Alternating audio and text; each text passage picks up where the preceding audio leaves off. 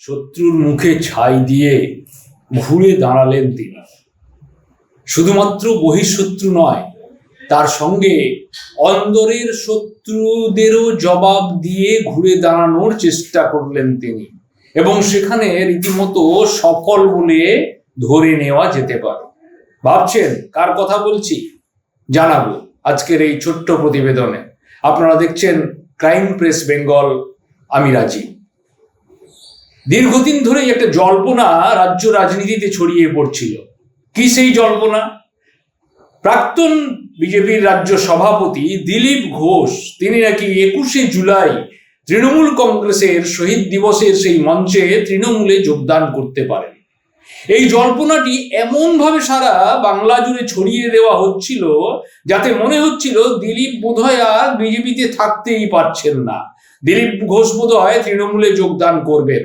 আর সেই জল্পনা আরো জোরালো হয়েছিল কারণ দিলীপ ঘোষ নিজেই হেঁয়ালি করে সংবাদ মাধ্যমের সামনে জবাব দিচ্ছিলেন। সংবাদ মাধ্যমের তরফে যখন সাংবাদিকরা তাকে প্রশ্ন করছিলেন যে আপনি কি 21শে জুলাইয়ের মঞ্চে শহীদ দিবসে তৃণমূল কংগ্রেসে যোগদান করবেন, জবাবে কিন্তু দিলীপ ঘোষ হ্যাঁ বা না কোনোটাই বলেননি। আর এই যে জবাব পরিষ্কারভাবে না দেওয়া, স্পষ্টভাবে না বলার কারণে এই জল্পনা রাজ্য জুড়ে আরো জোরালো হচ্ছিল। সম্প্রতি জানেন, দীঘার জগন্নাথ ধামে মুখ্যমন্ত্রী মমতা বন্দ্যোপাধ্যায়ের সঙ্গে গিয়ে দেখা করেছেন দিলীপ ঘোষ। জগন্নাথ মন্দির উদ্বোধনের সময় সেখানে উপস্থিত থেকেছেন সস্ত্রীক দিলীপ ঘোষ। আমরা সকলেই জানি, যারা রাজ্য রাজনীতির খোঁজ খবর রাখি, 2019 সালের লোকসভা নির্বাচনে যখন ব্যাপক সাফল্য পায় বঙ্গ গেরুয়া শিবির, তখন কিন্তু রাজ্য বিজেপির সভাপতির পদে আসীন ছিলেন এই দিলীপ ঘোষ। তারপর পরিবর্তন হয়েছে, দল একটু একটু করে লড়াই সংগ্রামের মধ্যে থেকেছে, কিন্তু সেই অর্থে ব্যাপকতার দিকে লক্ষ্য করলে দেখা যাবে সেভাবে কিন্তু বিজেপি আর ঘুরে দাঁড়াতে পারেনি। রাজ্য রাজনীতিতে সেভাবে শাসক তৃণমূলের বিরুদ্ধে কোনো লড়াই সংগ্রাম আন্দোলন সেইভাবে মানুষের মধ্যে দাগ কাটতে পারেনি তারা। ফলে বিরোধী দল নেতা বা বিরোধী দলের যে সমস্ত কর্মীরা ছিলেন তারা কিন্তু ধীরে ধীরে একটু মুচড়ে পড়ছিলেন। তার কারণ, তবে কি বিজেপি আর ঘুরে দাঁড়াতে পারবে না? এই জায়গায় দাঁড়িয়ে জল্পনা আরো জোরালো হচ্ছিল যখন দিলীপ ঘোষের মতো নেতা ধীরে ধীরে বিজেপি থেকে দূরে সরে যাচ্ছিলেন। কারণ দিলীপ ঘোষকে ঘিরে দলের ভিতরে একটা আবেগ আছে, আমরা সকলেই জানি। কারণ দীর্ঘদিন ধরে তিনি আরএসএস এর ঘনিষ্ঠ, আরএসএস এর প্রচারক। সেখান থেকে তিনি ভারতীয় জনতা পার্টিতে উত্তরণ হয়েছিল তার, এবং সেখান থেকে রাজ্য বিজেপির সভাপতি, দলকে সাফল্য এনে দিয়েছেন। তো তাতে এই বিষয়টি আরো দানা বাঁধছিল। এবার শ্রমিক ভট্টাচার্য রাজ্য বিজেপি সভাপতি হওয়ার পর অনেকেই ভাবছিলেন দেখা যাক এরপর কি হয়। শ্রমিক কিন্তু ধীরে ধীরে দলের আদি নব্য সকলকে সঙ্গে নিয়ে চলার বার্তা দেওয়া শুরু করেছিলেন। এবার মঙ্গলবার বিকেলে দেখা গেল শ্রমিকের সঙ্গে বৈঠক করলেন দিলীপ। আর বৈঠক সেরে বেরিয়েই দিলীপ বললেন, যার মার্কেটে দাম আছে তাকে নিয়েই চর্চা হয়, তিনি এলেবেলে নন, তার মধ্যে কোনো ভেজাল নেই। তিনি যে সততার সঙ্গে দল করেন, লড়াই সংগ্রাম করেছেন, তার যে আবেগ রয়েছে দলের প্রতি, সেটি তিনি কিন্তু স্পষ্ট করেছেন।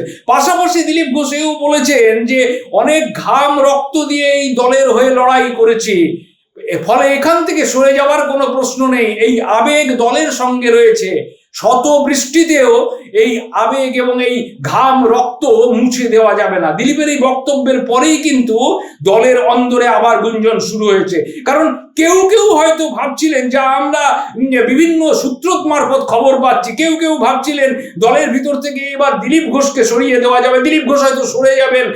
তাতে একটু খুশির রেস ধরা পড়ছিল অনেকের মধ্যে। সেটা কারা, সেটা তো খুঁজে বের করবেন সেই দলের নেতৃত্ব। কিন্তু দলের অন্দরে কিন্তু এরকম একটা পরিস্থিতি তৈরি হয়েছিল। এবার মনে হচ্ছে দলের কেন্দ্রীয় নেতৃত্বের তরফে কোনো একটি বার্তা এসেছে যেখানে দিলীপ ঘোষকে সক্রিয় করা হবে, এবং শ্রমিক ভট্টাচার্য শুধু দিলীপ ঘোষ বলে নয়, দলের সকলকে নিয়ে সক্রিয়ভাবে চলার বার্তা দিচ্ছেন। একটা প্রশ্ন উঠে আসছে, দলের কেন্দ্রীয় নেতৃত্ব কি বুঝেছেন যে পশ্চিমবাংলায় 2026-এর বিধানসভা নির্বাচনে লড়াই করতে গেলে, দলকে সাফল্যের জায়গায় নিয়ে আসতে গেলে, তাহলে সেখানে দাঁড়িয়ে দিলীপ ঘোষ, শ্রমিক ভট্টাচার্য সকলকে একসঙ্গে কাঁধে কাঁধ মিলিয়ে এই লড়াই লড়তে হবে।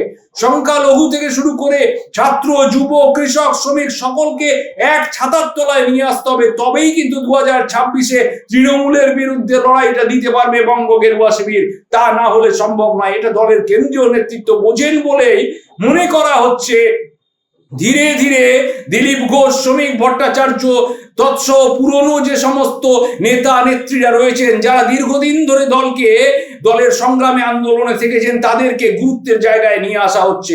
মনে করা হচ্ছে ভবিষ্যতে দিলীপ ঘোষকে হয়তো কোনো সক্রিয় দায়িত্ব দেওয়া হতে পারে দলের থেকে, যাতে আন্দোলন এমন জায়গায় পদ্ম শিবির নিয়ে যেতে পারে যে শাসক তৃণমূলের মাথা ব্যথার কারণ হতে পারে সেটা।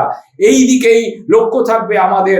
আপনাদেরও নজর থাকুক রাজ্য রাজনীতির এই ধরনের আলোচনার দিকে। আজ এ পর্যন্তই।